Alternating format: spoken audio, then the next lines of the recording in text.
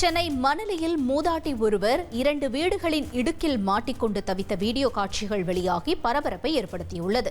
காமராஜர் தெருவைச் சேர்ந்தவர் பொம்மி. இவர் மாடியிலிருந்து தவறி விழுந்து 2 வீடுகளின் நடுவே உள்ள சிறிய இடுக்கில் மாட்டிக்கொண்டு தவித்தார். உடனடியாக தீயணைப்பு துறையினருக்கு தகவல் தரப்பட்ட நிலையில் விரைந்து வந்த தீயணைப்பு வீரர்கள் மூதாட்டி பொம்மியை லாவகமாக அங்கிருந்து மீட்டனர். சமயோஜிதமாக செயல்பட்ட தீயணைப்பு வீரர்களுக்கு பாராட்டுகள் குவிந்து வருகின்றன.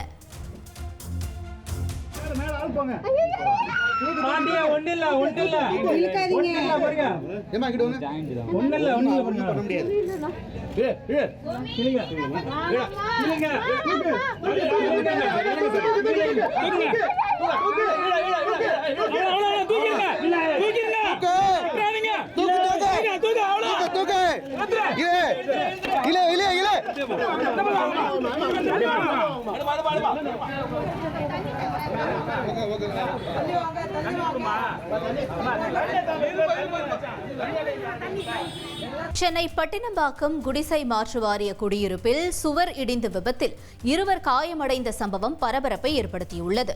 ஏற்கனவே ஒருமுறை சுவர் இடிந்து விபத்து ஏற்பட்ட நிலையில் 168வது பிளாக் பகுதியில் மீண்டும் படிக்கட்டு இடிந்து விழுந்து விபத்து ஏற்பட்டுள்ளது. அப்போது 2 காயம் ஏற்பட்டு மருத்துவமனையில் அனுமதிக்கப்பட்டுள்ளனர். குடியிருப்பு வாசிகளுக்கு அரசு மாற்று குடியிருப்புகள் தருவதாக கூறியுள்ள நிலையில் இதுவரை வீடு ஒதுக்கப்படவில்லை என கண்ணீர் மல்க கோரிக்கை வைத்துள்ளனர்.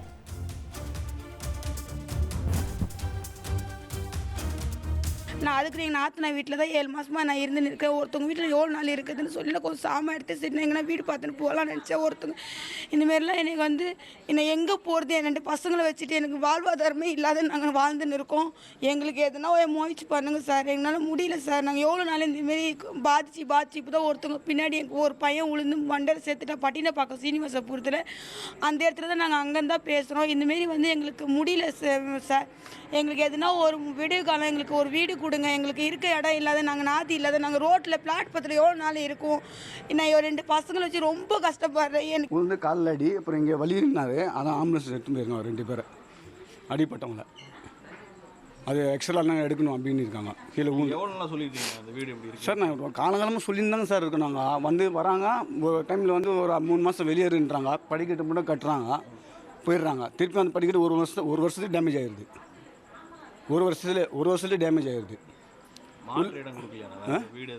வீடுலாம் கொடுக்கல, அலாட்டு கொடுக்கல, வெறும் ஸ்லைட்டை வச்சு போட்டோ பிடிச்சி போயிருக்காங்க. அவ்வளோதான் கொடுக்குறேன்னு சொல்லியிருக்காங்க. தந்தி டிவியை உங்கள் கேபிள் டிவி ஆபரேட்டரிடம் இலவசமாக கேட்டு பெறுங்கள். செய்திகளை உடனுக்குடன் தெரிந்து கொள்ள உடனே சப்ஸ்கிரைப் பண்ணுங்க.